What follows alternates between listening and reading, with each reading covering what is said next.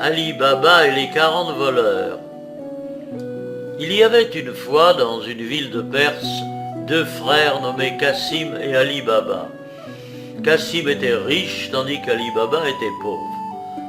Pour gagner sa vie et celle de ses enfants, il allait couper du bois dans la forêt voisine et le ramenait à la ville pour le vendre, chargé sur 3 ânes qui constituaient toute sa fortune. Un jour, Ali Baba achevait de couper sa charge de bois lorsqu'il distingua une troupe de cavaliers qui s'avançait dans sa direction. Craignant d'avoir affaire à des voleurs, il abandonna ses ânes et monta sur un gros arbre touffu.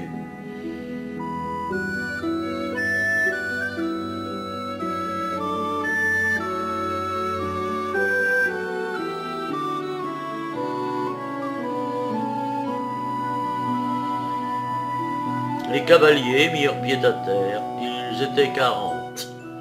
Le chef de la bande se dirigea vers un rocher, situé près du gros arbre où Ali Baba s'était réfugié, écarta les broussailles et prononça « Sésame, ouvre-toi » Aussitôt, une porte s'ouvrit, les brigands s'y engouffrèrent, le chef entra le dernier, la porte se referma sur lui.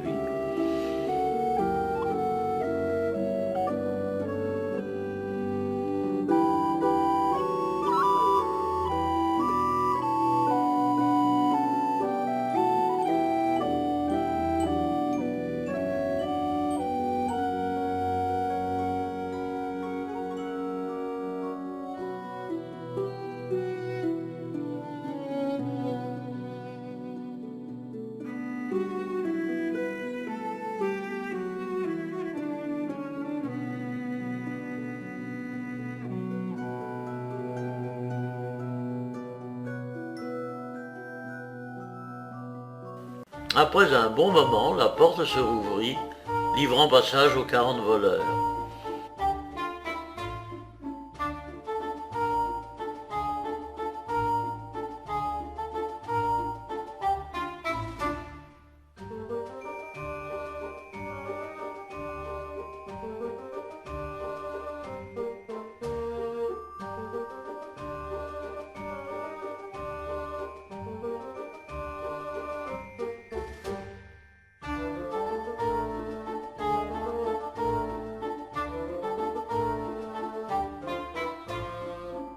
Quand ils eurent tous défilé, le chef dit solennellement « Sésame, referme-toi » et la porte se referma.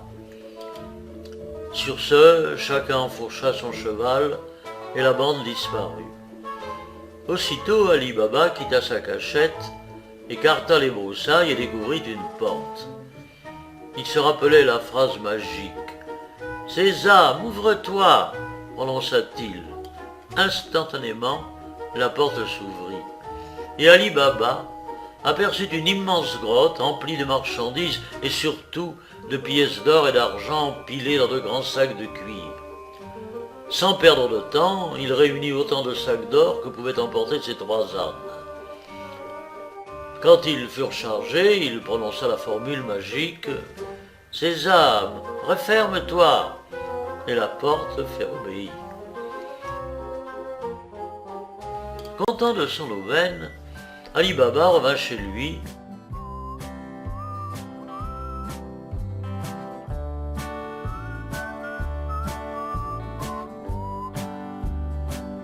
Et devant sa femme vida le contenu des sacs qui fit un gros tas d'or.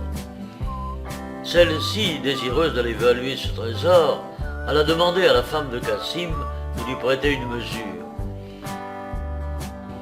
Mais cette dernière, désireuse de savoir quelle sorte de grain la femme d'Ali Baba entendait mesurer, enduisit le dessous de la mesure d'une légère couche de suif. En rentrant chez elle, la femme d'Ali Baba posa la mesure sur le tas d'or qu'elle se mit en devoir d'évaluer, puis reporta celle-ci à sa belle-sœur. Le premier soin de la femme de Cassim fut de regarder le dessous de la mesure. Et quelle ne fut pas sa surprise en voyant une pièce d'or attachée à la couche de suif. Son mari ne fut pas plutôt auprès d'elle qu'elle le mit au courant de sa découverte. Aussitôt, Cassim alla trouver son frère qui, cédant à son bon naturel, l'instruisit des paroles indispensables pour pénétrer dans la grotte et pour en sortir.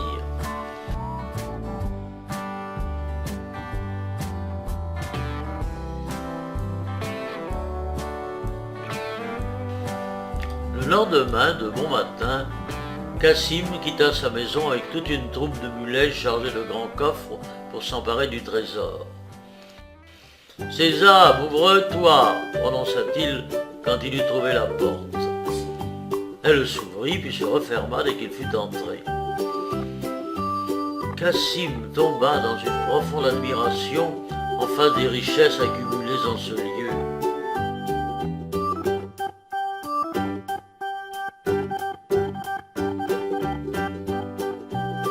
Puis, s'emparant d'autant de sacs d'or monnayés qu'il put emporter, il se dirigea vers la porte pour sortir, mais il ne se souvint plus de la phrase exacte et dit « Olga, ouvre-toi » Mais la porte ne s'ouvrit pas.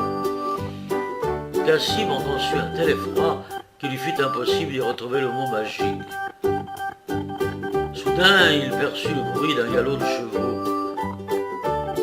Il s'avança tout près de la porte, et dès qu'elle s'ouvrit, sortit si brusquement qu'il renversa le chef des voleurs.